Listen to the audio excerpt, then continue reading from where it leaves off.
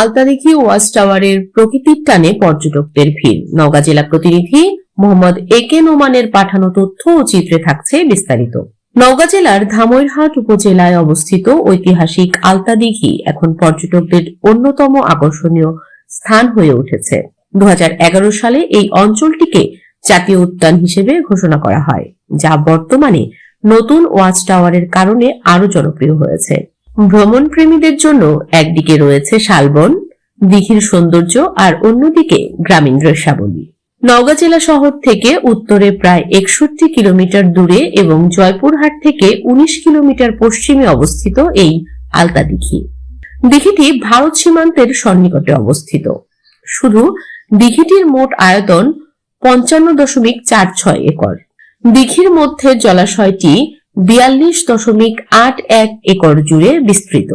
এছাড়াও 652.37 একর এলাকা জুড়ে বিস্তৃত এই জাতীয় উদ্যানটি শুধু পর্যটনের জন্য নয়, জীববৈচিত্র্যের জন্য সমৃদ্ধ।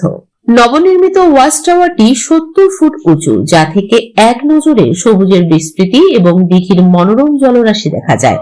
তবে কিছু পর্যটক টাওয়ারে উঠতে ভয় পায়, কারণ এর নিরাপত্তা ব্যবস্থা আরো উন্নত করা প্রয়োজন।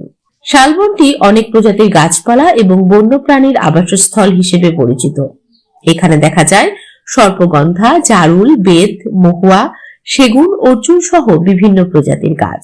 শীতকালে দূর দূরান্তের পাখি এখানে আসা শুরু করে। এই অঞ্চলের জীববৈচিত্র্য রক্ষা করতে হলে বন সংরক্ষণে আরো কার্যকর ব্যবস্থা গ্রহণ প্রয়োজন।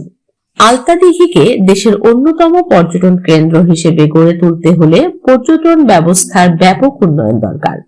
বসার জায়গা, টয়লেট, বিশুদ্ধ পানির ব্যবস্থা এবং মানসম্মত খাবারের দোকান নির্মাণ করলে এখানে পর্যটকদের সংখ্যা আরো বাড়বে।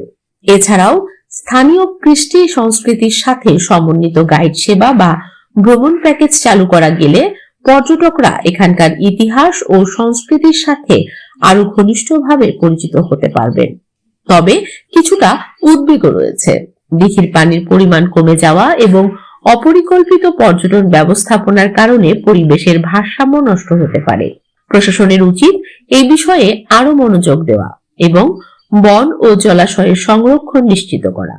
পর্যটকদের জন্য নিরাপত্তা ব্যবস্থা এবং পরিষেবা বাড়ানো গেলে আলতাদিঘি এবং এর ওয়াচ টাওয়ারকে দেশের অন্যতম প্রধান পর্যটন কেন্দ্রে পরিণত করা সম্ভব। স্থানীয় বাসিন্দা এবং ব্যবসায়ীরা আশাবাদী। নীতি নির্ধারকরা এই অঞ্চলের প্রতি বিশেষ নজর দেবেন এবং নতুন পর্যটন সম্ভাবনা তৈরি করবেন।